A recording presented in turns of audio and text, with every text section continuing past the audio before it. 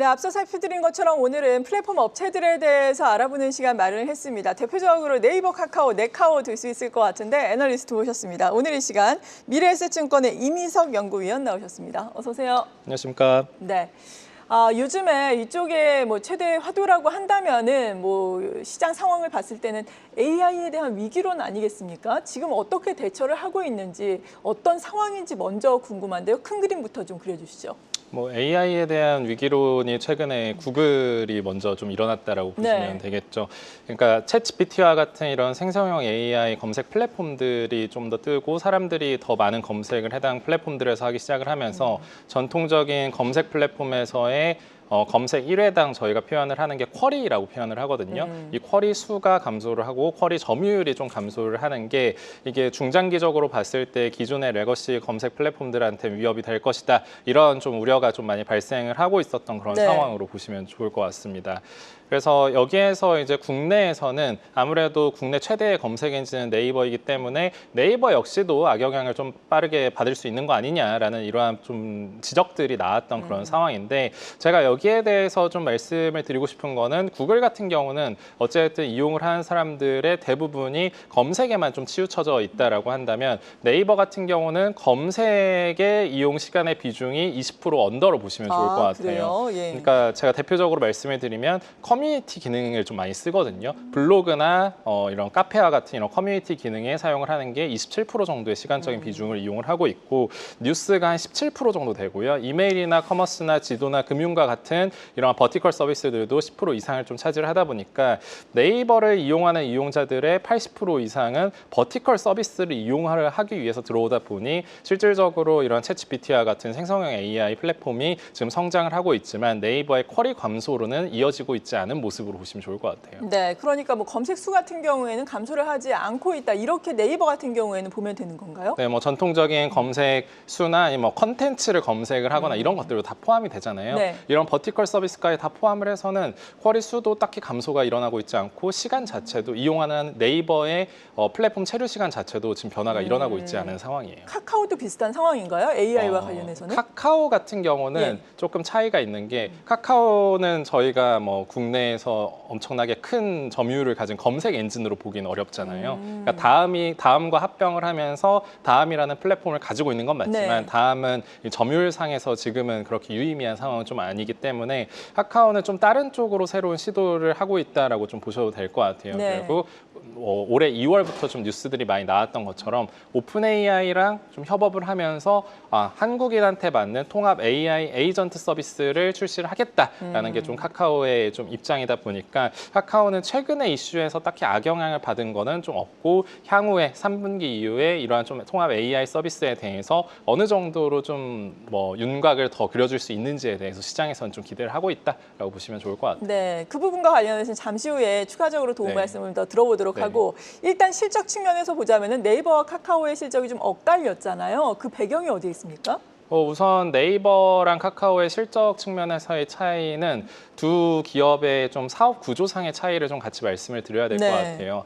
네이버 같은 경우는 뭐 카카오도 이제 같이 좀 가장 많이 차지를 하고 있는 게 광고 사업이 좀 크고 그 다음이 네이버는 커머스로 보시면 되거든요. 커머스는 쿠팡과 함께 네이버가 국내에서의 양대 사업자이다 보니까 실질적으로 지금 커머스 부분이 좀 네이버가 신규 앱을 출시를 하면서 트래픽이 올라오고 그 부분 내에서의 커머스 광고나 중개 및 판매 매출과 같은 부분들이 올라오면서 실적 개선으로 이어지고 있다라고 한다면 카카오는 어쨌든 아직까지 대부분의 이익을 좀 발생을 시키는 부분이 광고 사업 부분인데 국내 광고 업황 자체가 아직 2분기까지 드라마틱하게 턴을 하는 모습을 못 보여주고 있는 그런 상황이다 보니까 실적의 개선 속도가 카카오가 상대적으로 좀 느린 모습을 보이고 있죠.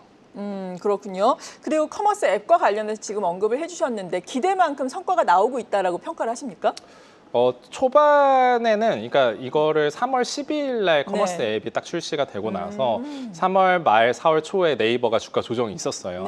커머스 앱이 출시가 됐는데 DAU 지표나 이런 부분들을 봤을 때 좀 기대 이하인 것 같다라는 그런 좀 시장의 우려가 좀 작용하면서 그런 부분들이 있었는데 막상 지금 5월 중순까지 이렇게 끌고 와서 봤을 때 일간 다운로드 수나 주간 다운로드 수 자체가 줄지 않고 견조하게 유지가 되고 있다 보니까 MAU로 쳤을 때는 지난달 4월을 기준으로 했을 때 400만 명대에는 좀 확실하게 올라갔고 지금의 다운로드 수치를 저희가 좀 계산을 해보면 MOM 단위로 했을 때 그러니까 매달 100만 명 이상의 MAU 상승세는 유지할 수 있을 것이다라고 보고 있어서 기대 이상으로 좀 잘 해나가고 있다 정도로 지금 상황에서 말씀드릴 수 있을 것 같아요. 네. 그리고 앞서서 AI 정책 측면에서도 양사가 가지고 가는 길이 좀 엇갈리고 있다, 다르다라고 말씀해 주셨는데 네이버 같은 경우에는 구체적으로 지금 어떻습니까?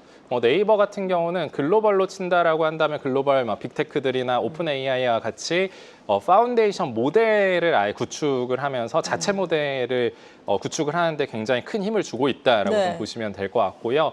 그리고 카카오 같은 경우는 실질적으로 자체 모델을 이제 국내에서 다양한 통신사들과 하면 한 5개 정도의 업체들이 좀 강력하게 준비를 하고 있었지만 결국에 살아남는 곳은 한 곳 정도가 될 가능성이 굉장히 높거든요. 어떻게 보면 좀 불확실성이 굉장히 높은 좀 영역이다 보니까 우리가 자체적으로 모델을 구축을 하는데 너무 많은 힘을 쏟고 비용을 쏟는 것보다는 글로벌에서 이미 좀 최상위권으로 하고 있는 오픈 AI의 이러한 좀 모델을 갖고 와서 우리가 그러한 부분들을 우리가 잘할 수 있는 버티컬 서비스들을 연동을 시켜가지고 AI 에이전트 서비스를 좀 빠르게 제공을 하자. 비용은 크게 많이 들이지 않고 이런 부분에 좀 전략을 세우고 있는 게 카카오고 해당 부분에 대해서 하반기부터 그러니까 3분기 정도부터가 네. 서비스의 윤곽이 나올 것으로 보이고 있고요. 전반적인 타임라인의 목표는 올해 연내에 해당 서비스를 정식 출시하는 것을 목표로 하고 있습니다. 네. 그리고 카카오 같은 경우에는 자체 AI 카나나 또 이야기를 했잖아요. 혹시 베타 테스트라든지 이런 데 참여를 해보셨나요? 어떻습니까? 네, 베타 테스트 저도 이제 참여를 해서 뭐 가끔 생각이 네. 나면 저도 한번 쳐보기는 하는데 예. 할루시네이션과 같은 이런 오류 같은 거는 굉장히 적더라고요. 그러니까 생각보다는 기능적으로 좀 잘 넣어놨다 이런 좀 소감을 저는 좀 말씀드릴 수 있을 네. 것 같고요. 다만 이게 출시가 돼서 저희가 굳이 들어와가지고 하루에 이제 시간을 쏟을까에 대해서는 그 정도의 뭔가 좀 유의미한 재미나 이런 것들을 좀 주고 있는 그런 상황 아니기 때문에 카나나는 카카오가 향후에 AI 에이전트 서비스를 준비를 함에 있어서 잘할 수 있겠다라는 부분은 조금 보여주고 있는 것 같고 네. 다만 여기에서 펀더멘털 측면에서의 실적 측면의 기대를 갖기는 어려우나 4분기에 출시가 될 정식 AI 에이전트 서비스 요거에 대한 기대감은 좀 키울만하다 정도로 느끼고 있습니다. 네, 그렇군요. 그렇다면은 말씀하신 것처럼 오픈 AI와 협업을 해서 4분기에 정식적으로 출시할 이런 서비스가 나온다면은 실적에 미치는 영향이 좀 지대하게 크겠습니까? 어떻게 전망하고 계십니까?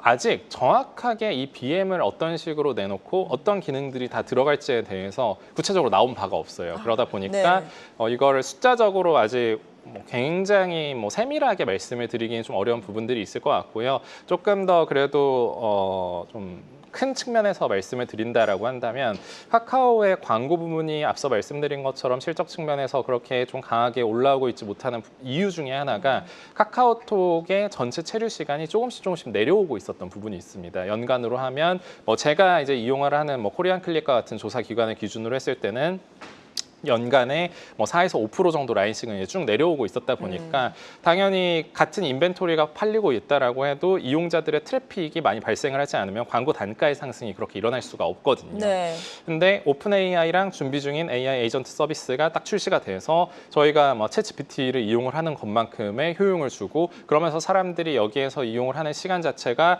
5%, 10%, 이 정도의 반등을 보여줄 수 있다라고 한다면 광고 부문에서 물론 이제 광고 업황이 어느 정도 더 돌아오느냐에 따라서 이 차이는 있겠지만 광고 실적 자체가 5%, 10% 정도는 그로스가 더 잘 나올 수 있는 그 정도의 기대값은 저희가 가질 수 있다라고 말씀드릴 수 있을 것 같아요. 네, 그런 점을 확인하기까지는 아직까지는 좀 시간이 필요해 보이네요. 네, 앞서 말씀드린 것처럼 3분기, 그러니까 2분기 실적 발표인 8월 초 정도에 무언가 이제 윤곽을 조금 더 그려줄 것으로 보이고 있고요.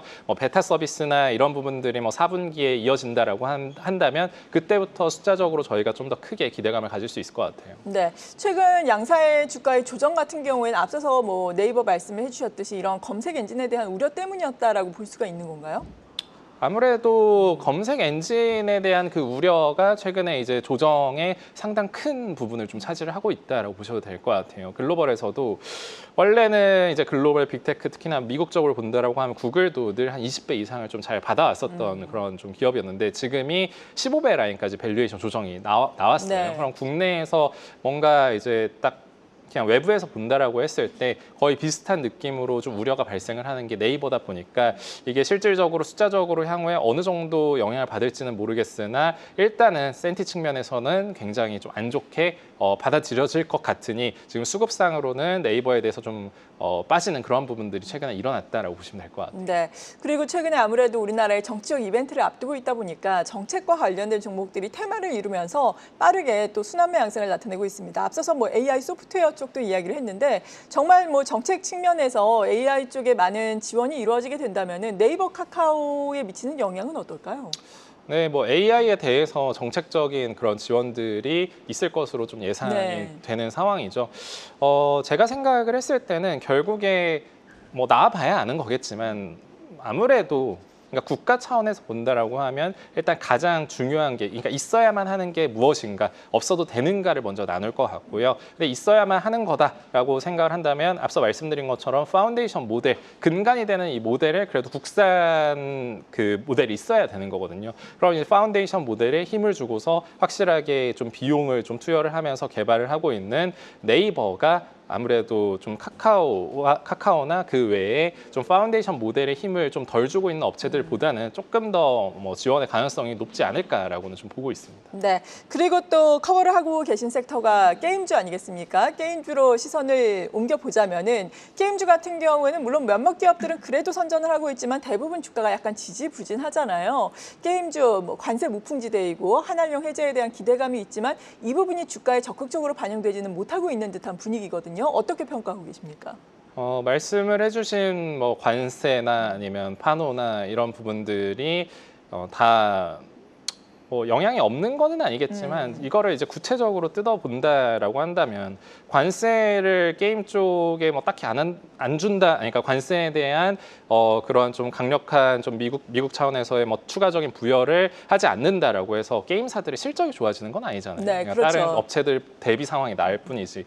그리고 중국 쪽 앞서 제가 판호라고 말씀을 드렸는데 게임주들이 중국에 진출하기 위해서 이제 필요한 절차가 판호를 발급받고 나서 이렇게 나가게 되는 것인데 이미 판호에 대한 그 제한 자체는 2023년도 정도에 싹 다 풀렸습니다. 그래서 이미 게임사들은 중국에 다 진출을 할 수 있었던 그런 상황이죠. 엔터 산업이랑 다르게 중국 쪽에 대해서 게임 산업은 다 열려 있었다 보니까 최근에 뭐 중국 쪽이 뭐 한국에 대해서 조금 더 개방을 한다 이런 것과는 좀 이제 괴리가 있는 그런 상황이었죠. 네.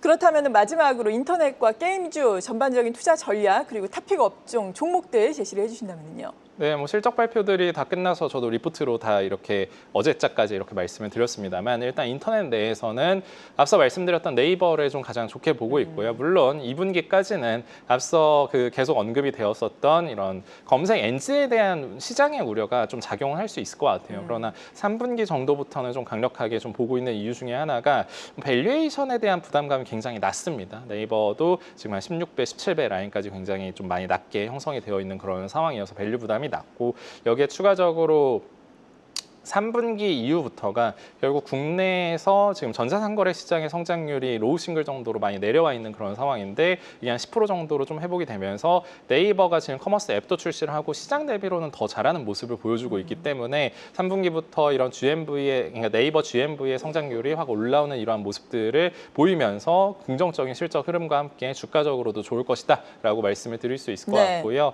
게임 같은 경우는 지금 신작을 앞두고 있는 이러한 기업들이 좀 있는 상황이에요. 시프트업과 넷마블과 같은 지금 신작을 목전에 둔 기업들에 대해서 관심도를 좀 두고 있다가 신작을 출시하고 난 다음에 지표의 순위에 따라서 좀 기민하게 좀 대응을 하자라고 말씀을 드리고 있고 5월 22일 날 다음 주 목요일 날 시프트업은 니케 중국을 좀 출시를 할 예정이고 넷마블 같은 경우는 오늘자에 세븐나이츠 리버스라는 신작이 출시가 되고요. 네. 다음 주에 왕자의 게임이라는 또 신작이 출시가 되기 때문에 해당 이제 게임에 대해서 지표를 보면서 플레이를 하자라고 말씀을 드리고 하반기 이후까지 조금 더 길게 생각을 해본다라고 한다면 연내에 좀 기대할 만한 신작이 또 하나 강력하게 있는 NC소프트의 아이온 2나 아니면 펄어비스의 붉은 사막과 같은 이러한 작품들도 좀 눈여겨보면서 준비를 해보자라고 말씀을 드리고 있는 상황입니다. 네, 오늘 이렇게 인터넷 게임 업종의 한경 베스트 애널리스트와 함께했습니다. 미래에셋증권의 이미석 연구위원이었습니다. 고맙습니다. 감사합니다. 계속해서 다양한 경제 이슈를 알고 싶다면 구독과 좋아요, 알림 설정 부탁드립니다. AI 캐스터 권미정이었습니다.